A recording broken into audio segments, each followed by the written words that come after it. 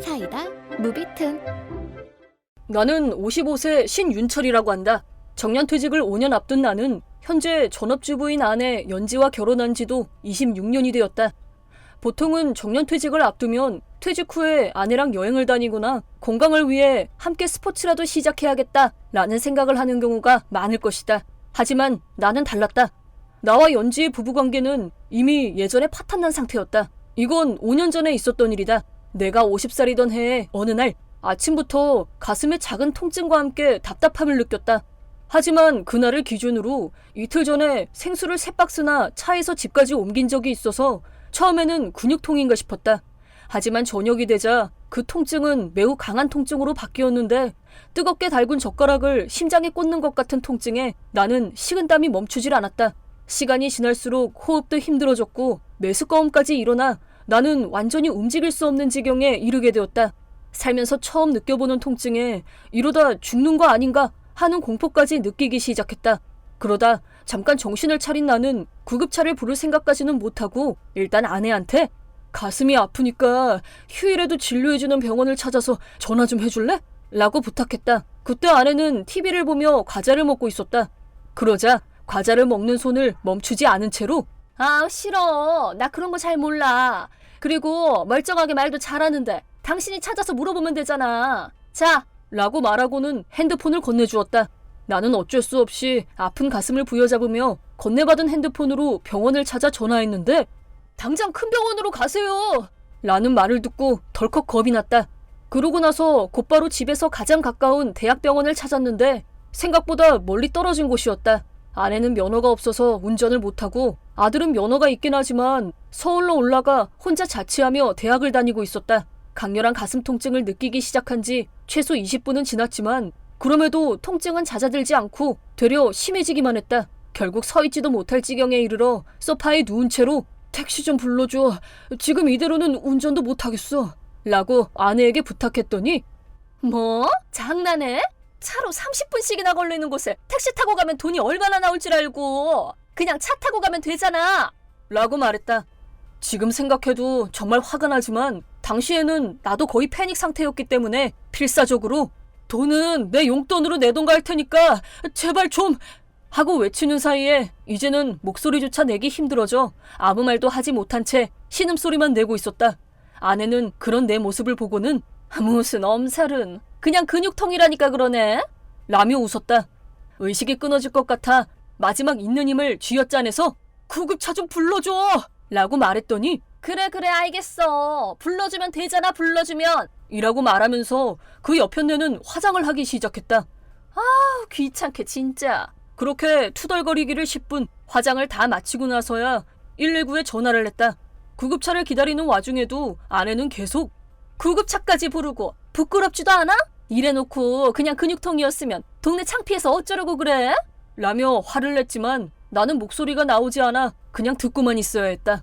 그 후 병원으로 옮겨져 심전도 검사를 받은 후 곧바로 수술실로 옮겨져 의료용 천을 뒤집어 쓰고 수술을 받게 되었다. 그게 바로 심근경색이었던 것이다. 이 통증을 어떻게 참으셨어요? 조금이라도 더 늦었다면 목숨을 잃으셨을 겁니다. 라는 의사의 말을 듣고 안도의 한숨을 내쉬었다. 그리고 이럴 때는 바로 구급차를 부르세요. 라는 말도 들었다. 이번 중에는 혼자 가만히 앉아서 생각할 시간이 충분했기에 나는 여러 생각에 잠겼다. 아내와는 선을 보고 결혼했다. 아내는 어땠을지 모르지만 아내의 첫인상은 조금 수수하긴 해도 청초하고 예뻐 내게는 과분하다고 생각할 정도였다. 몸이 약하고 쉽게 지치는 체질이라 전업주부를 하고 싶다는 아내의 뜻을 듣고 나 혼자서 일하더라도 우리 가족이 금전적으로 고생할 일 없도록 열심히 달려왔다. 하나뿐인 아들놈 대학까지는 확실하게 보내줘야겠다 생각하고 있었고 벌이가 딱히 좋은 것도 아니었지만 나름 부족하지는 않을 정도로는 부양해왔다고 생각했다. 다행히 부모님이 물려주신 땅이 있어서 집만 지으면 끝이었기에 내 집 마련도 어렵지 않았다. 아내는 체질 때문에 일할 수 없다는 걸 알고 있었기에 내게 무슨 일이 생기면 아내와 아들이 살아갈 수 없다는 생각이 들어 비싼 사망보험도 들고 있었다. 결혼기념일에는 부끄럽긴 해도 항상 꽃다발을 선물했고 결혼 10년 차에는 반지도 선물했다. 남편으로서 결점이 하나도 없었냐고 묻는다면 그건 잘 모르겠지만 그래도 나름 스스로 충분히 가정을 위해 살아왔다고 생각한다. 이번 일을 계기로 나의 결혼 생활에서 깨닫지 못하고 있던 한 가지 사실을 알게 되었다. 아내에게 있어 나는 내가 기대하는 것만큼 소중한 존재는 아니었다는 사실이다. 다행히 예후가 좋아 3주 정도 입원한 끝에 퇴원할 수 있었다. 퇴원 후에 그날 일까지 포함해 이혼을 생각하기 시작했다. 긴 시간 부부로 지내온 만큼 정이 아예 없는 건 또 아니었지만 나는 더 이상 아내와 함께 살 수는 없을 것 같다는 생각이 들었고 실제로 함께 있어도 모든 것이 부질없게 느껴졌다. 하지만 아직 아들은 대학생이고 떨어져 살긴 해도 앞으로 취업이나 졸업 논문 등 바쁜 시기를 보내게 될 아들에게 쓸데없는 걱정을 끼치고 싶지 않았다. 그 후 나는 가면을 쓰고 남편을 연기하며 여태 그래온 것처럼 아내와 지내왔다. 그 후 아들은 무사히 대학을 졸업하고 취업에도 성공하게 되었다. 그렇게 아들이 일을 시작해 어느 정도 자리를 잡은 뒤 3년이 지난 올해 나는 드디어 아내와의 이혼을 결심했다. 이혼하겠다는 의사를 아들에게만 먼저 살짝 얘기했더니 부모로서의 역할은 다 해줬잖아. 이제 아빠 마음대로 해도 돼. 나 때문에 참아온 것 같아서 괜히 미안하네. 고마워. 라고 말해줌과 동시에 엄마는 옛날부터 그랬잖아. 자기만 아는 그런 사람 나는 초등학생 때부터 알고 있었어. 라고 하는데 부모로서 참 부끄러웠다. 그 후 나는 이혼 선언을 했다. 아내는 이유를 모르겠다고 자신은 아내로서의 역할을 충실히 해왔으니 이혼을 받아들이지 못하겠다며 항의했다. 며칠 후에 연세 드신 장모님까지 찾아오셔서 이유를 묻길래 그때 일을 말씀드렸더니 그건 물론 내 딸도 잘못했네만 그렇다고 이혼까지 할 정도는 이라며 얼버무리시길래 장모님이 저와 같은 상황에 놓였을 때 연지가 그렇게 행동하면 장모님 같으면 용서하실 수 있나요? 라고 말했더니 아무 말씀도 하지 않았다. 아내는 그 후로도 나도 사실은 그때 그거 짜증났어. 그때도 중얼중얼 왜 그걸 이제 와서 말하는 거야? 그때 말했으면 됐잖아.